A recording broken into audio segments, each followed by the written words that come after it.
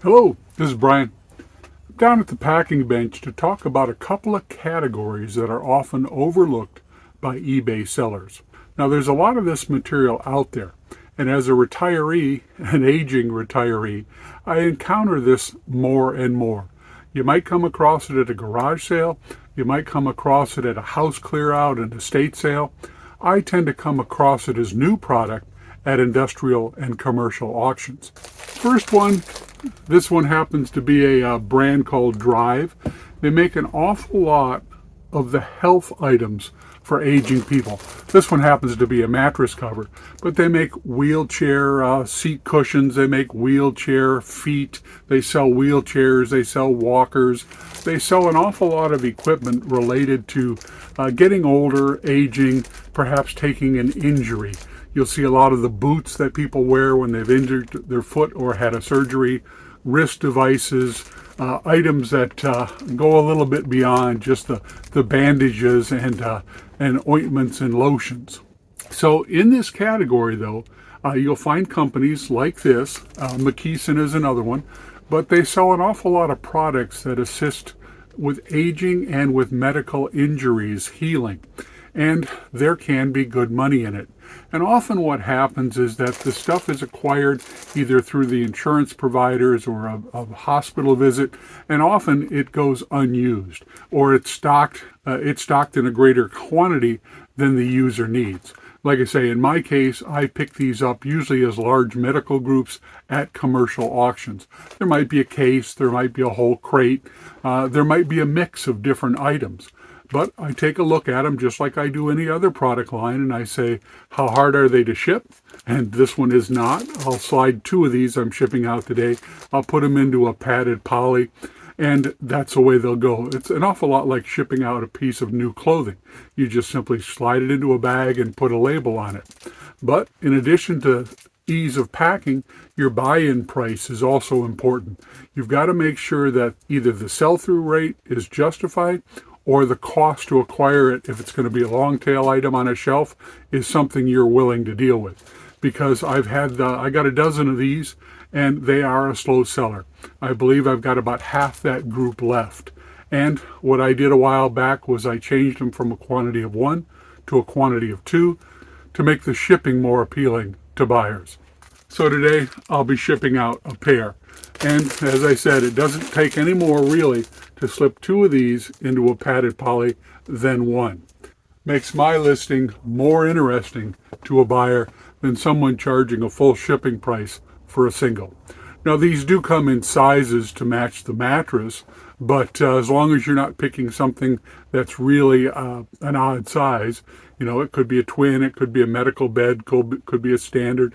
So size, like clothing, does affect it to some extent.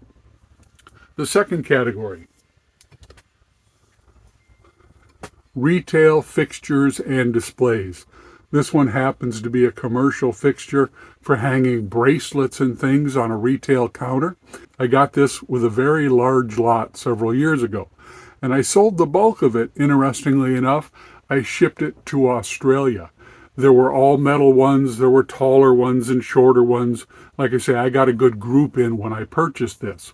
Got them in quantity in their cases, and I advertised them. Each size got a different ad, each shape got a different ad, and a buyer in Australia, obviously a retail seller who probably attended something like swap meets routinely, she had me ship a couple of large boxes to her.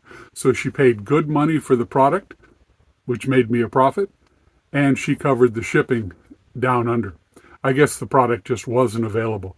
This particular one happens to be an Italian design, T-shape bangle or bracelet bar. Art Italia. There you go, Art Italia.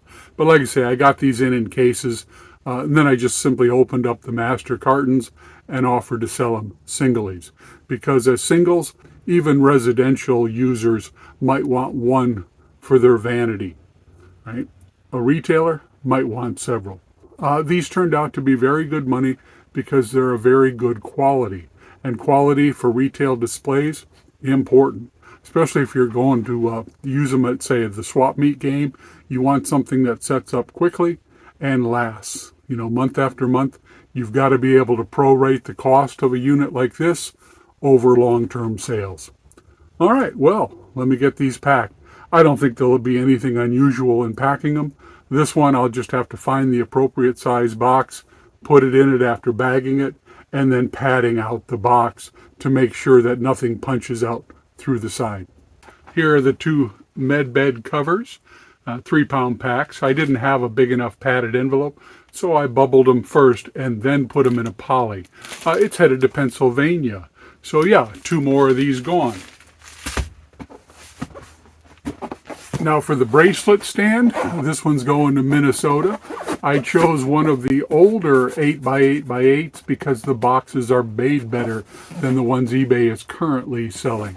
But it fit right in the box, no cut down required.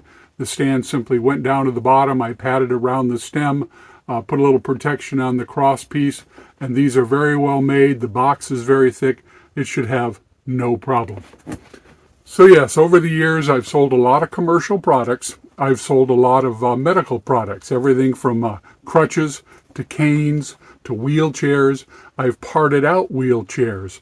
When, say, the unit was new but parts were missing, like the seat, I could buy it cheap at, say, a state auction or an estate auction, dismantled it. I've even sold the frames on wheelchairs. But the most common things to sell are the removable feet, the removable handles, slings, seats, better than original seat cushions. Some are inflatable. The IV racks that hang off them. Sometimes there's a pouch or a satchel behind. All of those accessories on a wheelchair, they're good items to sell because wheelchairs have a pretty long and extensive use. It's got a life cycle. And if you can provide the replacement parts, like the brake levers or the extensions to make operating those brake levers easier, yeah, you can strip a wheelchair down the same way you can strip down a bicycle or a car or any other item with complicated moving parts. Wheelchairs are a good item to part out because then you don't have to ship the entire unit. I've even sold the wheel sets, the small front ones that pivot and the large rear ones, because once people get comfortable with their wheelchair, if they wear the tread out, they'll consider replacing just the wheels. I've sold the chargers for electric wheelchairs. I've sold the parts for electric wheelchairs. And as you move down in size, there are an awful lot of medical products, from the copper socks to the ones people use when their feet swell, gait belts, ankle, wrist, slings, traction bars, rehab equipment. There's a growing market as we baby boomers age for all of that type of product. If it's in good condition and the category will allow it to be sold used, check it out for value. If it's in new condition or new old stock, make sure there's no recall. But again, these can be good items. In my case, as I said, I like to buy them in quantity in master packs at auctions. And that way I can make multi-quantity listings. And once I get that initial listing up, they simply sell over time. And when they sell, I pack them out as I showed you today. Well, this is Brian. Let me know if you sell in those two categories: commercial fixtures, medical and health related items. This is not only reselling in retirement, it's reselling items for retirees. Hello, this is Brian down at the Packing Bench. Yeah, we just got back from a road trip up to Renton to pick up the last 3 auctions worth of lots that I won. Not a big volume, but I think some pretty good items, including those little red dice I featured when I was talking about the AI and how it was becoming more useful every month that goes by in order to help identify and list. And in fact, one of the items I'll be packing today that sold is this little tube of NAPA lubricant. It's Molly Lube. A buyer asked a question a week or 2 ago, and I've got this in a video, but I don't know that I've released it yet. But he asked me about the percentage inside of Molly in the tube. And of course, it's not on the tube itself. So I actually asked Gemini, the AI for Google, and it came back and it gave me the industry standard, but set the actual percentage, as one of those trade secrets that NAPA doesn't release. But I sent him back the answer that the Gemini provided to me, and it has now sold. So searching for information is becoming easier as time passes. by using the 3 AI type tools that I mentioned routinely. You know, Google Lens, Google Search, Google AI Gemini. And I'm using them more and more, and for a wider range of questions being asked to the AI to get back useful information that I'm incorporating into my listings. It's also very useful for creating YouTube videos because it's allowed me to create time code stamps very quickly. And I've begun putting those in all the videos, and I've started going back to put them in old videos too. Hopefully that'll help with the search engine, the SOE. And I've also got to pack one of these books. This is not a big ticket item, but then I paid $0 for it. But the interesting point on this book is I have multiple copies. This is one I routinely find in my local area, and I think I've got 2 left active in the listing, but I've actually got some more around here that I picked up about a week ago, and I simply haven't added them into the listing. Now this is out there in a couple of variants. One is a brown cover, this is a blue cover. They've published and republished this a few times. But as long as I keep finding this copy, all I have to do is increment the count on the listing and wait for them to sell. But again, like I said, it only makes me a few dollars every time it sells. And if I was buying it, this is not a book I would put on my list as a bolo. It's just something that sells, from time to time. It doesn't take up a lot of space, and as long as I keep getting them at no cost to me, I'll keep adding them to the listing. Now, another thing that happened this morning, and we're seeing some of this more and more. Rose made that Amazon purchase. I was talking the other day about how she was making a fertilizer tea because she wasn't sure she was going to see that order she placed with Amazon, which turned out was a merchant fulfilled order for this fertilizer, this bloom. And sure enough, this morning she woke up to find the order canceled. So I'm sure when she gets a minute, she'll send a note to Amazon about how she is not pleased having her order canceled from a merchant fulfilled. And it'll put a ding on that guy's account. And I think Rose put her finger right on it when she said she found that particular listing on Amazon. There were a few, but that guy's price was significantly lower than the others, which is why she placed the order. Well, maybe the guy, once he was fulfilled, take a look, maybe he decided there just wasn't enough profit in it at the price he was offering it.